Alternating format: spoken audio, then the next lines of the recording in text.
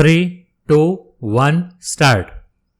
Of course, the Respondent Union of India may decline to provide information when constitutional considerations exist, such as those pertaining to the security of the state, or when there is a specific immunity under a specific statute. However, it is incumbent on the state to not only specifically plead such constitutional concern or statutory immunity, but they must also prove and justify the same in court on affidavit. The Respondent Union of India must necessarily plead and prove the facts which indicate that the information sought must be kept secret, as their divulgence would affect national security concerns. They must justify the stand that they take before a court. The mere invocation of national security by the state does not render the court a mute spectator. Para. In the present matter, as we have indicated above, the petitioners have placed on record certain material that prima facie merits consideration by this court. There has been no specific denial of any of the facts averred by the petitioners by the Respondent Union of India.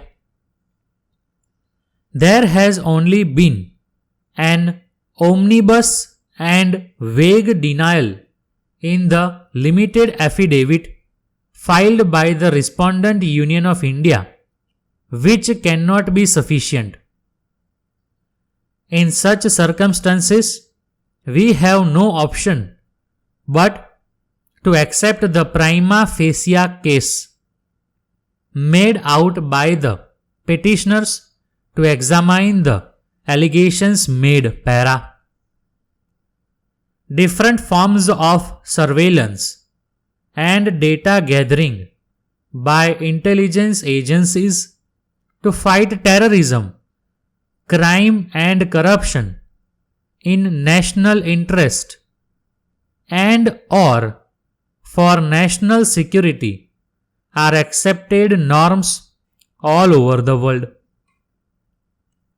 The petitioners do not contend that the state should not resort to surveillance/collection of data in matters of national security.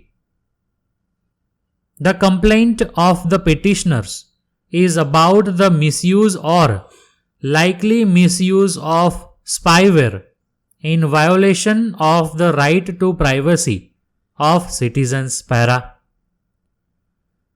The Respondent Union of India also does not contend that its agencies can resort to surveillance/collection of data relating to its citizens where national security and national interest are not involved. The apprehension of the Respondent Union of India is that any inquiry in this behalf should not jeopardize national security and the steps taken by it to protect national security.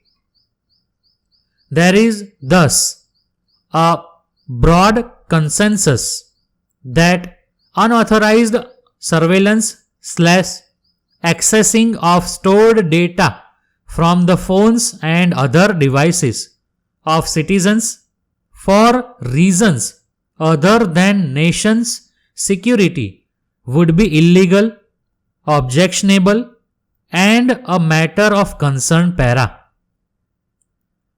The only question that remains then is what the appropriate remedy in this case would be. Mr. Shyam Diwan, learned senior counsel appearing on behalf of the petitioner, in writ petition case number 849 of 2021, sought an interim order from this court directing the cabinet secretary to put certain facts on an affidavit. On the other hand, most of the other senior counsel appearing on behalf of the other writ petitioners sought an independent investigation or inquiry into the allegations pertaining to the use of Pegasus software, either by constituting a special investigation team headed by a retired judge or by a judge's committee para. Instead, we are inclined to pass an order appointing an expert committee whose functioning will be overseen by a retired judge of the Supreme Court.